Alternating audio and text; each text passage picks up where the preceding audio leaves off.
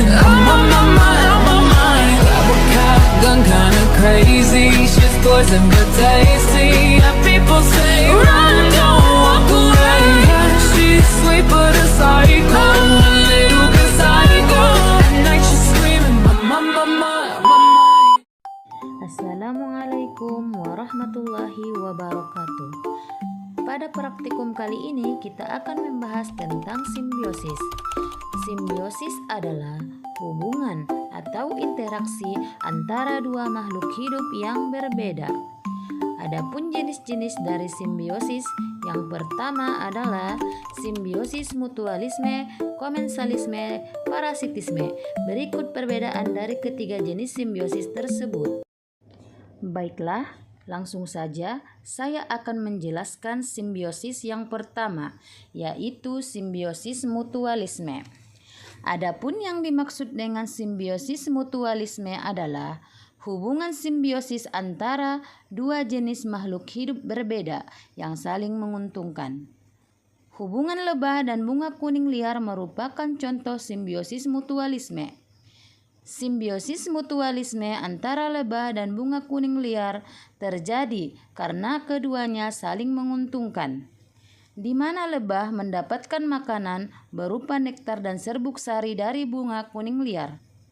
Sedangkan bunga kuning liar dibantu dalam proses penyerbukannya dan perkembangbiakannya oleh lebah, yang membawa serbuk sari dari satu bunga ke bunga lainnya. Contoh selanjutnya, hubungan antara sapi dan burung kuntul. Hubungan antara sapi dan burung kuntul merupakan contoh simbiosis mutualisme, di mana burung kuntul mendapatkan makanan berupa kutu yang ada di tubuh sapi, sedangkan sapi diuntungkan karena tubuhnya dapat terbebas dari kutu.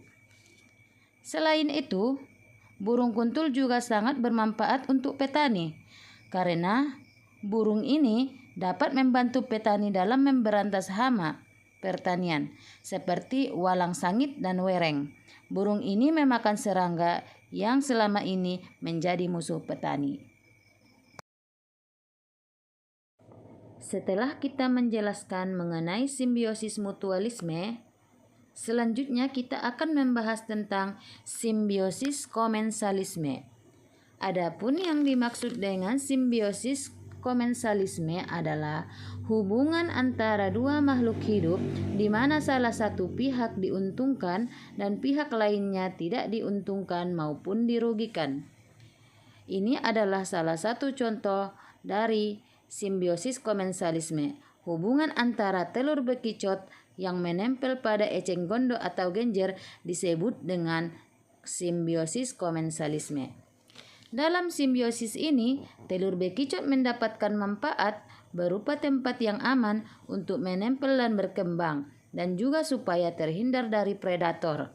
Sedangkan eceng gondok tidak mendapatkan keuntungan ataupun kerugian dari kehadiran telur bekicot yang menempel padanya. Selanjutnya, contoh kedua dari simbiosis komensalisme. Adapun contohnya adalah hubungan antara buah beligo yang merambat pada pohon mangga.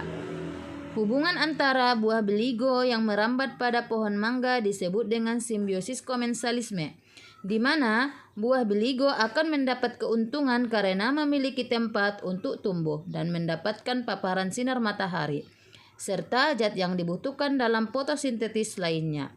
Sementara itu, pohon mangga tidak dirugikan sama sekali atas kehadiran buah beligo yang merambat pada pohonnya.